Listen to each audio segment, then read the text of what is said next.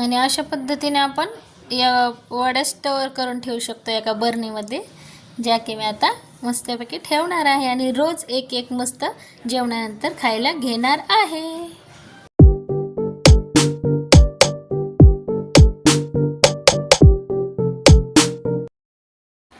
तर नमस्कार सर्वांना, स्वादश्री किचनमध्ये मी शीतल आंबाडे आपले खूप खूप मनापासून स्वागत करत आहे.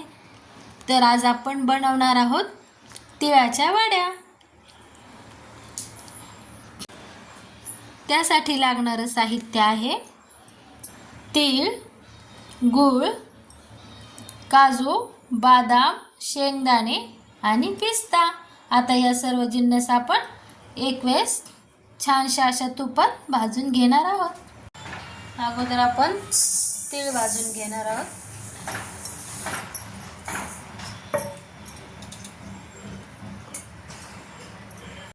पहा, तिळात पण असे भाजून घ्यायचे आहेत आणि तीळ करायला लागले चटाचट की आपण त्यांना काढून घेणार आहोत पटापट.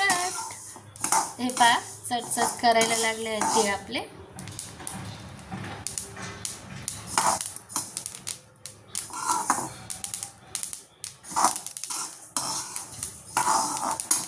लगेच आपण काढून घ्या. आता आपण कढईमध्ये थोडंसं तूप घालून घेणार आहोत.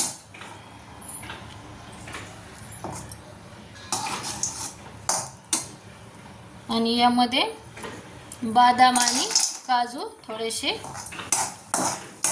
भाजून घेणार आहोत. अशा पद्धतीनं आपण तीळ, काजू, बदाम आणि शेंगदाणे भाजून घेतलेले आहेत. थोडेसे म्हणजे जास्त भाजायचे नाही आहेत आपल्याला, थोडेसे भाजून घेतलेले आहेत. आणि पिस्ता आपल्याला भाजायचा नाही आहे, तो आपण असंच वरतून भरभरणार आहोत त्या वडीवर. हे सर्व आपण मिक्सरमधून थोडंसं दरदरीत फिरवून घेणार आहोत आणि नंतर मग आपली तिळवडी बनवणार आहोत. अशा पद्धतीने आपण हे तीळ मिक्सरमधून काढून घेतलेले आहेत दरदरीत.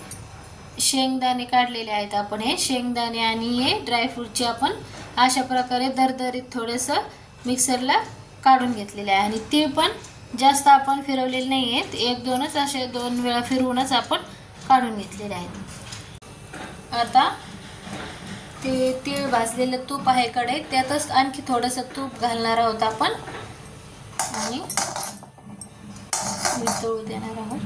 थोडंसं तूप घालून 2 चमचे तूप घालायचं आहे आपल्याला, आपल्या पोह्याच्या चमच्याने 2 चमचे. आणि मस्तपैकी असं हे वितळून घ्यायचं आहे.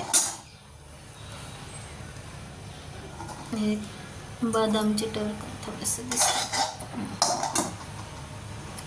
आणि हे तूप हे झालं गरम की त्यात आपण गूळ टाकणार आहोत वितळण्यासाठी. अशा प्रकारे गूळ मस्तपैकी वितळला लागला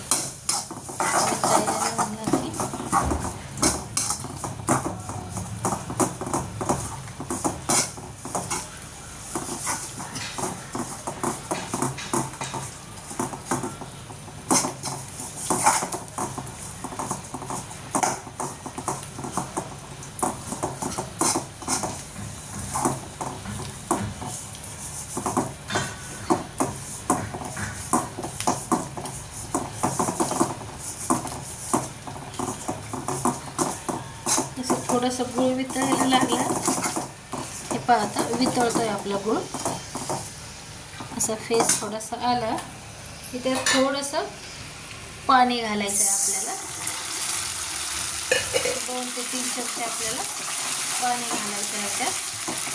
आणि मस्तपैकी असं एक छानशी अशी उकळी घ्यायची आहे त्याला काढून. मस्त असं छानपैकी पाणी टाकलं ना, असं मस्तपैकी गूळ पूर्ण असा वितळून निघतो, विरघळतो आहे पूर्ण मस्तपैकी.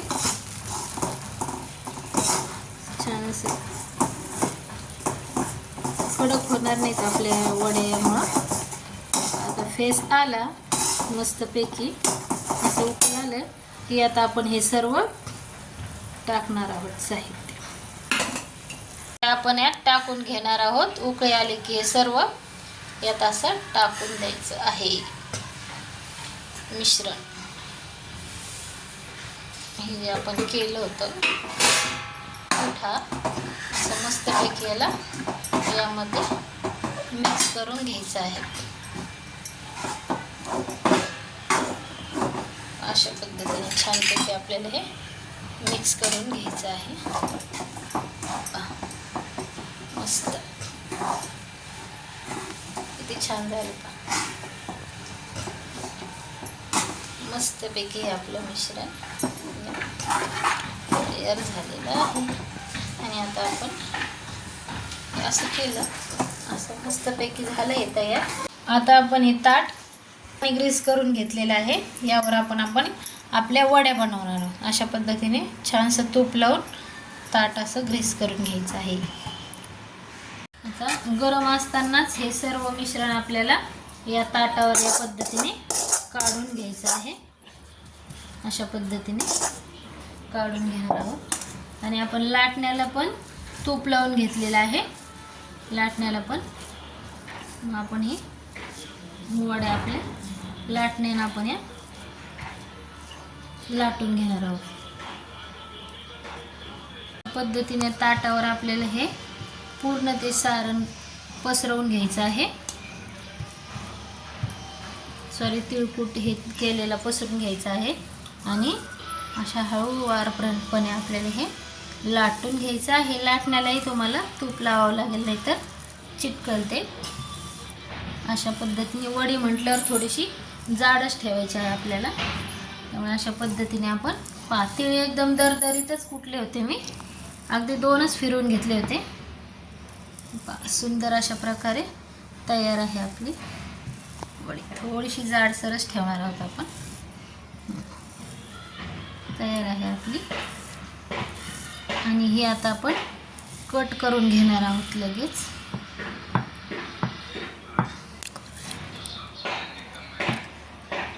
गरम असल्यामुळे हाताला चटके बसतात, त्यामुळे मी लाटण्याचा वापर केला आहे. अशा पद्धतीने वडी आपण लाटून घेतलेली आहे. आता याला आपण थोडा वेळ थांबणार आहोत आणि लगेच वड्या पाडून घेणार आहोत. आता आपण हे लाटून घेतलेलं जे आहे त्यावर आपण हे दरदरीत थोडंसं पिस्ता कुटून घेतला होता, तो आपण याच्यावर टाकून घेणार आहोत. आता अशा पद्धतीने असं आवळून घ्यायचं आहे. आणि थोडंसं आपण त्याला लाटून घेणार आहोत. अशा पद्धतीने वड्यामध्ये जो असं दिसेल आपल्याला. अशा पद्धतीने सगळीकडं पसरून घेऊन आता आपण याच्या वड्या पाडणार आहोत. किती सुंदर दिसते. आता आपण घेणार आहोत वड्या पाडायला. आता याच्या लगेच आता थोडंसं कोमट झाल्यानंतर आपण लगेच वड्या पाडायला घेणार आहोत तिळाच्या. हे पहा, अशा पद्धतीने आपण वड्या पाडून घेणार आहोत. हे पाडून घेते साईडला. किती मस्त आतापासूनच सुकतंय ते. अशा मस्त होतात या, बिलकुल कडक होत नाही, नरम होतात या. हे पहा, अशा पद्धतीने आपण या वड्या कट करून घेणार आहोत. काजू बदाम आपण यामध्येच टाकले होते, कारण खूप छान टेस्ट येते छान यामुळे, काजू बदाममुळे. त्यामुळे आपण या कूटमध्येच ते मिक्सरमधून थोडेसे दरदरीत काढून टाकलेले आहेत. आणि हे यामुळे थोडीशी जो पिस्ता आपण वरून घातला आहे ना, छान दिसतं. त्यामुळे आपण हा पिस्ता म्हणजे वरतून टाकलेला आहे. सुंदर प्रकारे आपली वडी दिसते. पिस्त्यामुळे किती छान कलर आला आहे आपल्या तिळाच्या वडीला किंवा बर्फीला. बर्फी वडी काही बनवू शकता तुम्ही. मस्तपैकी तयार झाली आहे. आणि पहा, आत्ताच थोडीशी हे होती ती, म्हणजे अशी खुसखुशीत होणार आहे ही, म्हणजे अशी छान लागणार आहे पेड्यासारखी मऊ मऊ मस्त.